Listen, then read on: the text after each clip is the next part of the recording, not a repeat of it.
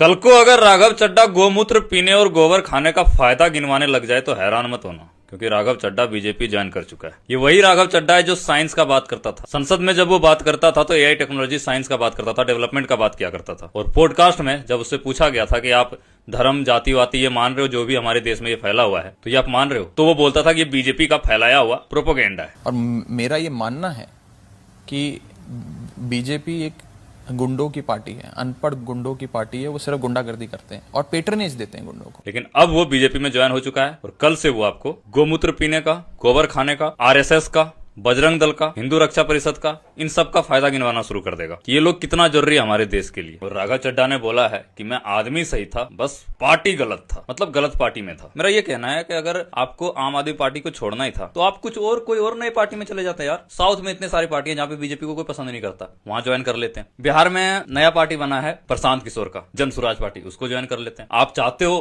देश में क्रांति लाने को, लेकिन आपने किसको ज्वाइन करा? बीजेपी को। फिर आप क्या कह रहे हो कि आप बीजेपी अच्छी पार्टी है। कल तक आप ही इसी बीजेपी के लिए कितने सारे कमियां निकाला करते थे, एक दो नहीं लाखों कमियां। देखो, राजनीति में कोई किसी का नहीं होता, इसीलिए मैं आप लोग से कहता हूं किसी भी नेताओं को अपना आदर्श मत बनाओ, भगवान मत बनाओ, उसको बस एक नेता समझो। जहां उसको फायदा होगा ना भाई, वहां वो जाएगा। जो बोलने में उसको फायदा होगा, चाहे कितना बड़ा झूठ क्यों ना हो, वो उससे भी 4000 गुना ज्यादा बड़ा झूठ बोलेगा, लेकिन वो बोलेगा वही जिससे उसको फायदा होगा। वो अभी अगर एक पार्टी में है, उस पार्टी में उसको फायदा नहीं मिलेगा, वो तुरंत दूसरा पार्टी ज्वाइन करेगा। क्या ना राघव चड्ढा ने? तुम्हें क्या लगता है कि राघव चड्ढा कोई और पार्टी में नहीं जा सकता था? बीजेपी में ही क्यों गया? ठीक है, तुम्हें आम आदमी पार्टी में नहीं रहना था, बीजेपी ही क्यों?